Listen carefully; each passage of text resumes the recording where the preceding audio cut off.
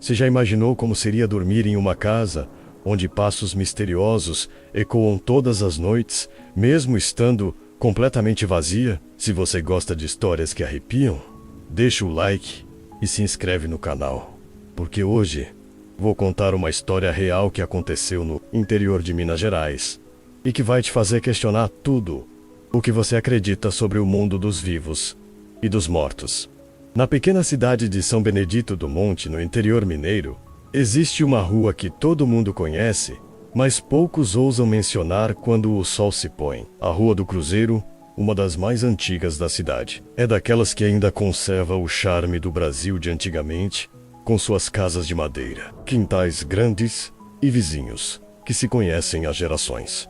Mas no final dessa rua, bem na esquina onde ela encontra a Rua da Igreja, existe uma casa que destoa de todas as outras, não pela arquitetura, mas pelo silêncio pesado que a envolve como uma mortalha invisível. A casa é uma construção típica do século passado, feita inteiramente de madeira de lei, que já escureceu com o tempo, ganhando uma coloração quase preta que faz com que ela pareça sugar a luz ao seu redor. As janelas, todas elas, permanecem fechadas há décadas, com as madeiras das venezianas tão ressecadas que abrem pequenas frestas, por onde às vezes se vê um movimento que não deveria existir. O telhado de barro vermelho está coberto de musgo, e algumas telhas quebradas deixam espaços por onde a chuva entra livremente. Mas mesmo assim, a casa permanece de pé, como se alguma força invisível a mantivesse erguida contra todas as leis da natureza. O quintal da frente, que um dia deve ter sido um jardim cuidadosamente mantido, agora é um emaranhado de mato alto, plantas que crescem de forma selvagem e uma cerca de madeira podre que mal consegue delimitar aonde termina a propriedade e começa a calçada. Mas o que mais chama atenção na casa não é sua aparência assombrada, é o som que dela emana todas as noites, sem exceção. Desde que a última família que morou ali partiu de forma misteriosa há mais de 40 anos. Os moradores da Rua do Cruzeiro aprenderam a conviver com um fenômeno que desafia qualquer explicação lógica. Todas as noites, sempre por volta da meia-noite, passos claros e definidos ecoam pelo interior da casa vazia. Não são passos apressados de quem tem pressa, nem passos leves de criança brincando. São passos pesados, deliberados, de alguém que caminha com propósito pelo piso de madeira do andar superior, indo e vindo pelos cômodos, em uma caminhada que dura exatamente 1 hora. Dona Maria das Dores, que mora na casa bem em frente há 50 anos, foi uma das primeiras a me relatar o fenômeno. Ela conta que no início achava que eram invasores, pessoas que entraram na casa abandonada para se abrigar. Chegou até a chamar a polícia algumas vezes, mas quando os policiais chegavam e vasculhavam a casa de cima a baixo, nunca encontravam nada nem ninguém.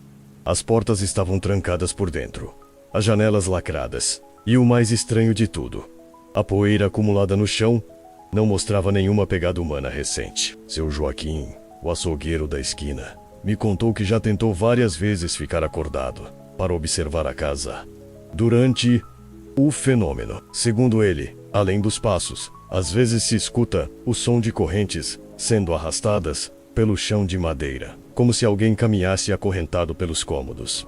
Ele jura que certa vez viu uma sombra se movendo atrás das frestas de uma das janelas do segundo andar, uma silhueta humana que parecia flutuar mais do que caminhar. A senhora Conceição, que tem 82 anos e é considerada a memória viva da cidade, me revelou detalhes assustadores.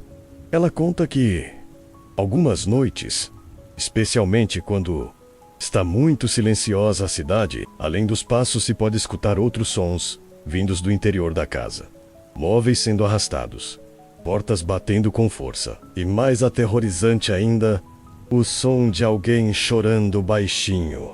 Um choro que parece vir de diferentes cômodos ao mesmo tempo. Os vizinhos mais próximos desenvolveram o hábito de evitar passar em frente à casa após o pôr do sol.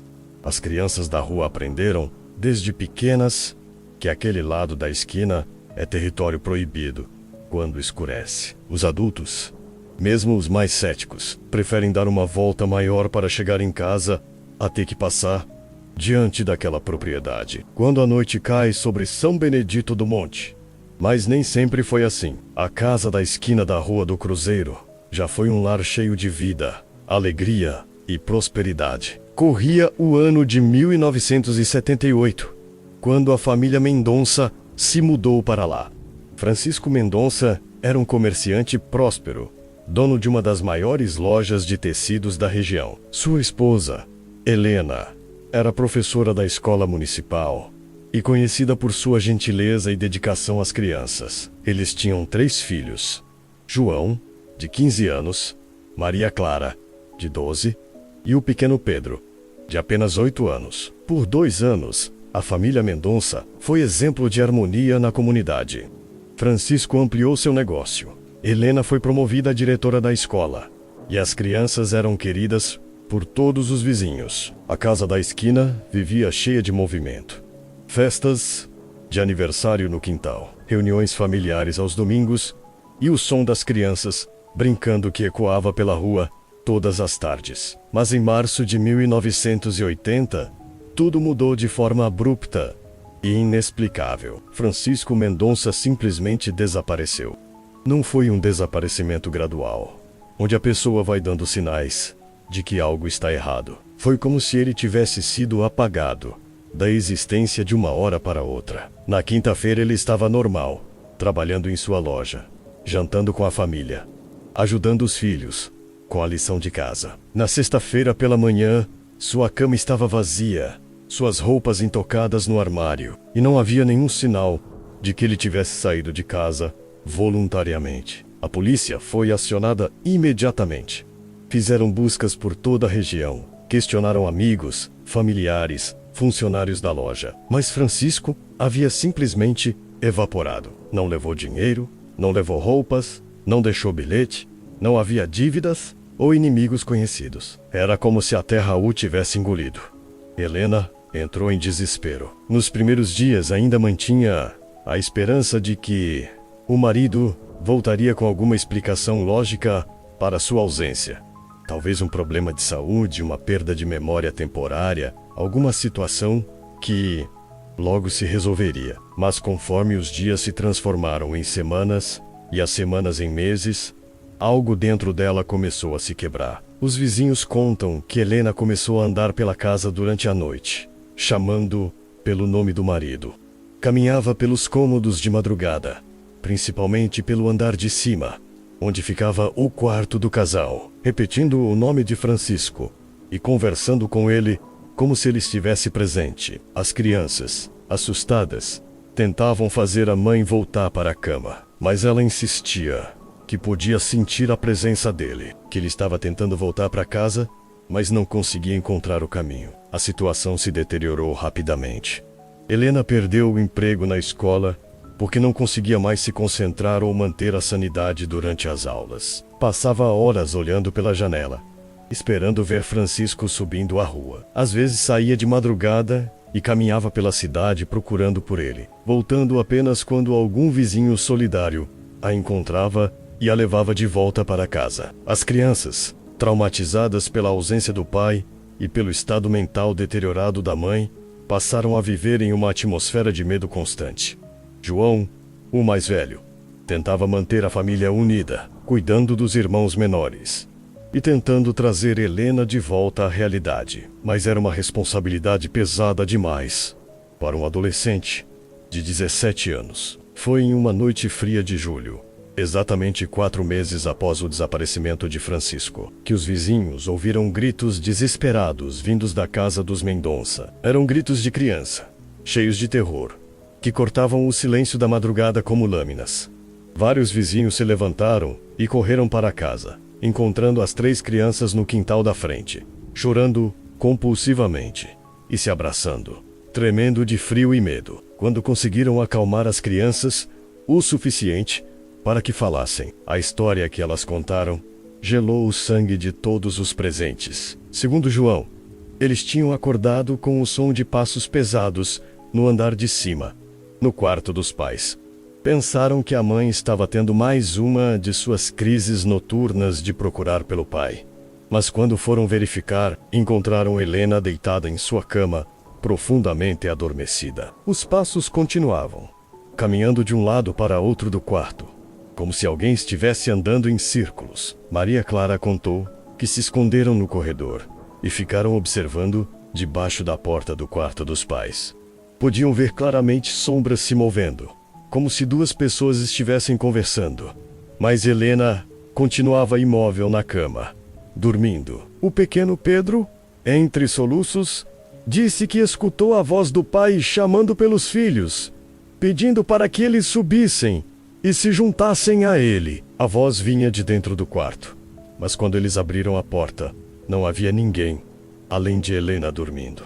Os passos, no entanto, continuaram ecoando pelo assoalho, agora mais fortes, mais urgentes, como se alguém estivesse caminhando com raiva ou desespero. Assustadas demais para ficarem na casa, as crianças acordaram a mãe e imploraram para que fossem embora. Mas Helena, em seu estado mental fragilizado, insistiu que Francisco havia voltado e que ela não sairia de casa sem ele. Foi quando os passos se tornaram ainda mais intensos, acompanhados agora do som de móveis sendo arrastados e portas batendo com violência em todo o andar superior. As crianças, aterrorizadas, fugiram de casa e foi assim que os vizinhos as encontraram. Helena foi encontrada no dia seguinte pela manhã, sentada na cama do casal, olhando fixamente para o teto, murmurando palavras desconexas sobre Francisco ter finalmente voltado para casa. Ela foi internada no Hospital Psiquiátrico de Belo Horizonte e nunca mais recuperou a sanidade mental completa. As crianças foram morar com parentes em outras cidades e a casa da esquina da Rua do Cruzeiro ficou abandonada. Mas os passos não pararam. Na primeira noite após a partida da família Mendonça, os vizinhos ouviram claramente os mesmos passos, ecoando pelo andar superior da casa vazia, e assim tem sido todas as noites, pelos últimos 43 anos. Várias pessoas tentaram morar na casa ao longo das décadas. Uma família de São Paulo comprou a propriedade em 1985, atraída pelo preço baixo e pela estrutura sólida da construção. Duraram exatos 5 dias, segundo relataram aos vizinhos.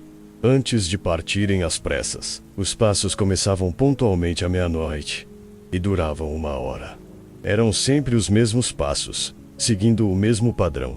Começavam no quarto principal, iam até o final do corredor, desciam as escadas, caminhavam pela sala, voltavam a subir e repetiam o trajeto várias vezes. Um jovem casal de recém-casados alugou a casa em 1992, pensando que as histórias dos vizinhos eram apenas superstição de gente simples do interior. Eles duraram 2 semanas.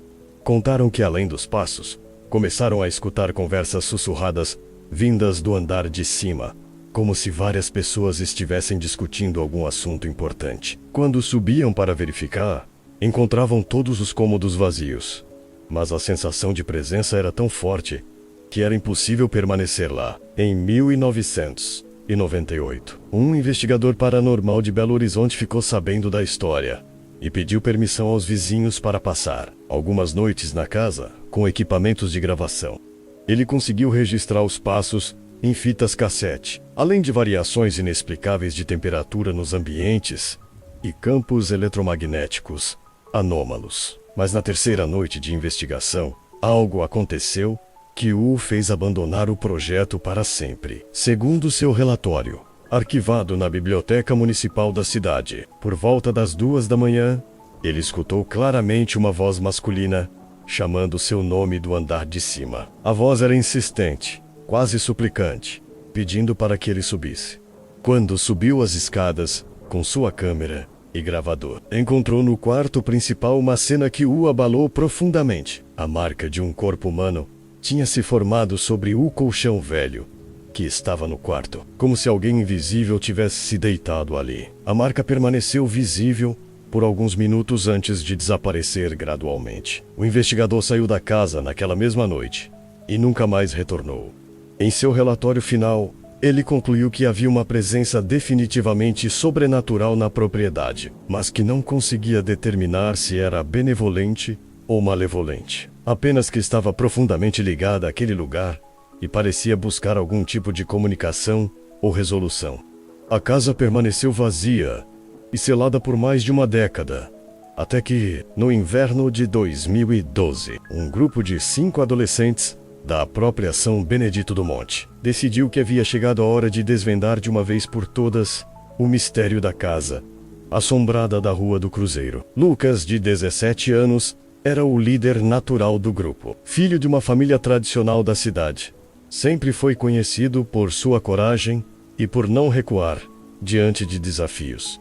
Seus amigos Amanda, de 16 anos, Rafael e Daniel, ambos de 16, e a pequena Camila, de apenas 15, formavam uma turma inseparável que cresceu ouvindo as histórias da casa assombrada e que, como todo adolescente, sentia-se invencível e curioso sobre tudo o que os adultos consideravam perigoso. A ideia surgiu durante uma conversa na praça principal da cidade, numa tarde de sábado particularmente entediante.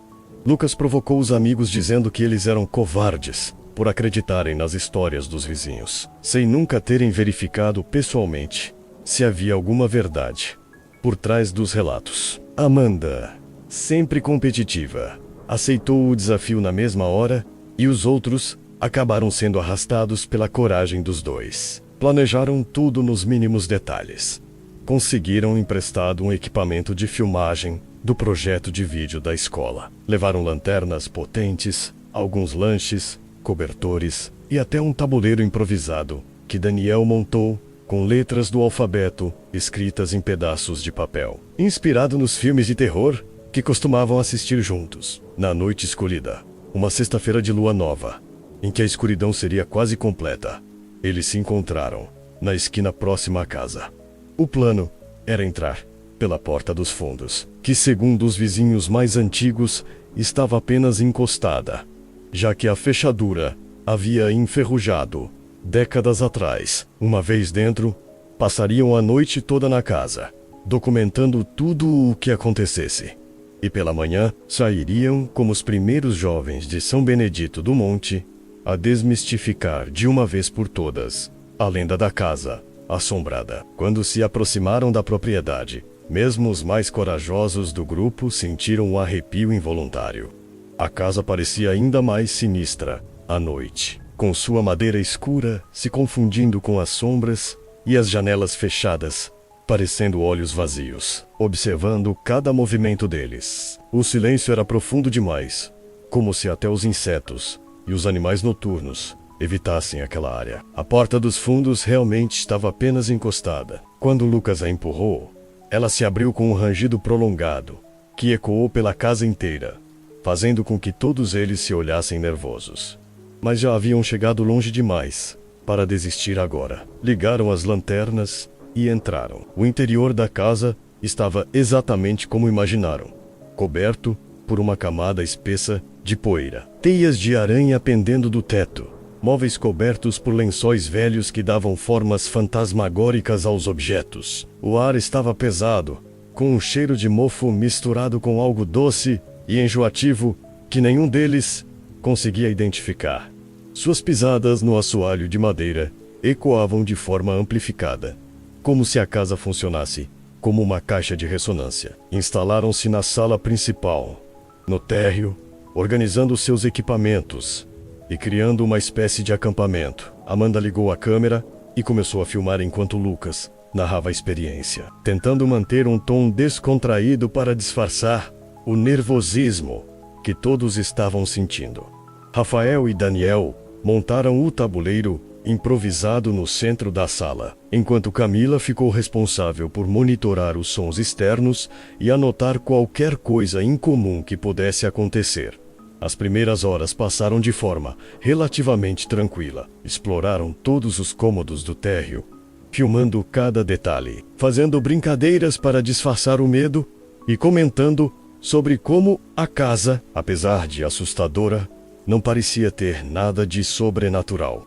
Lucas até chegou a provocar em voz alta qualquer espírito que pudesse estar presente, desafiando-o a dar sinais de sua existência. Por volta das 11 horas da noite, decidiram experimentar o tabuleiro improvisado. Sentaram-se em círculo, cada um colocando um dedo sobre um copo virado de cabeça para baixo, e começaram a fazer perguntas direcionadas aos possíveis espíritos da casa.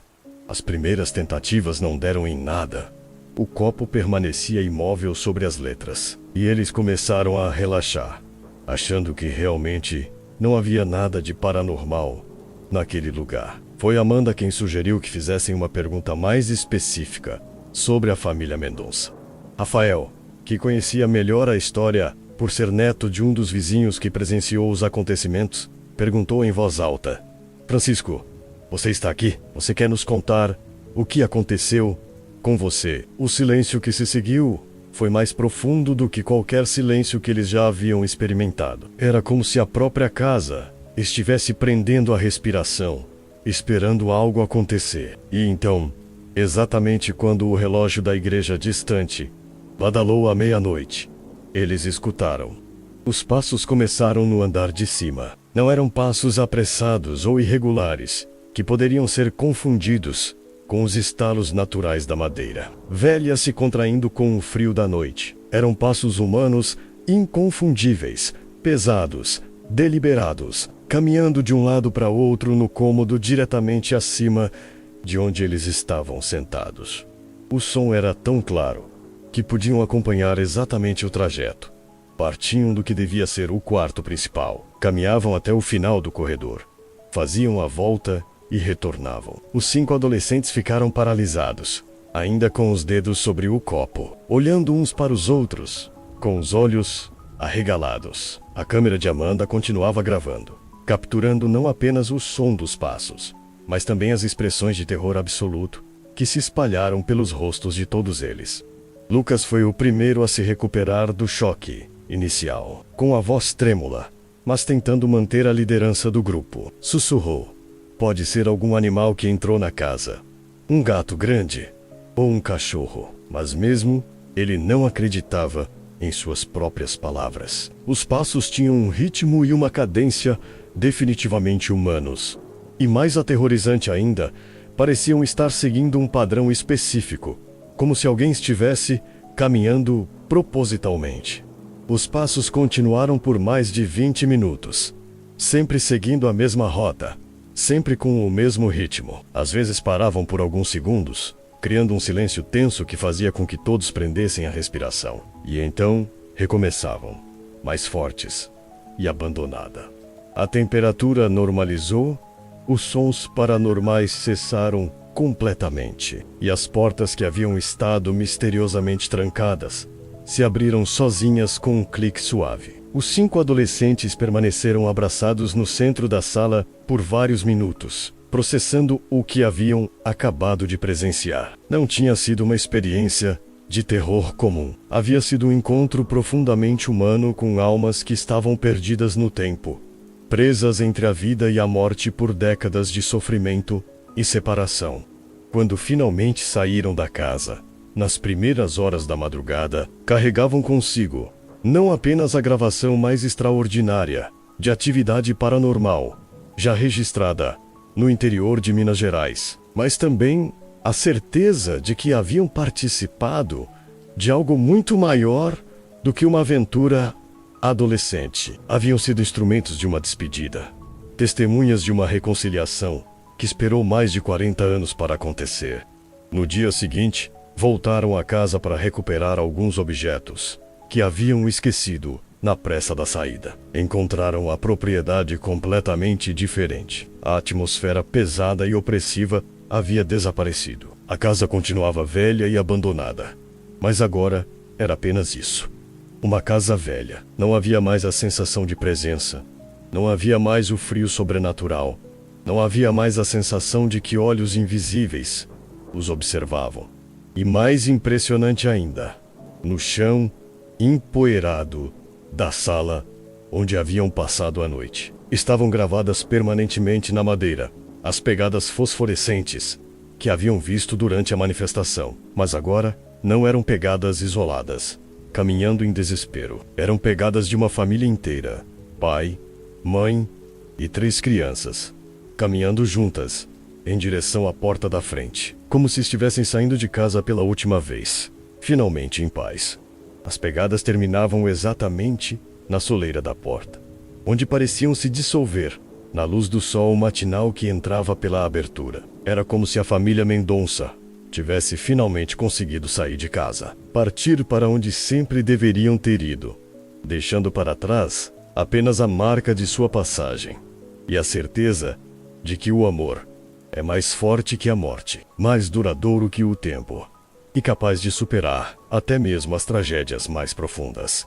Nos dias seguintes, os vizinhos da Rua do Cruzeiro começaram a notar que algo havia mudado. Os passos noturnos que ecoavam da casa abandonada há mais de 4 décadas simplesmente cessaram. As noites se tornaram silenciosas, tranquilas, como deveriam sempre ter sido. A casa continuava vazia, mas agora era um vazio diferente.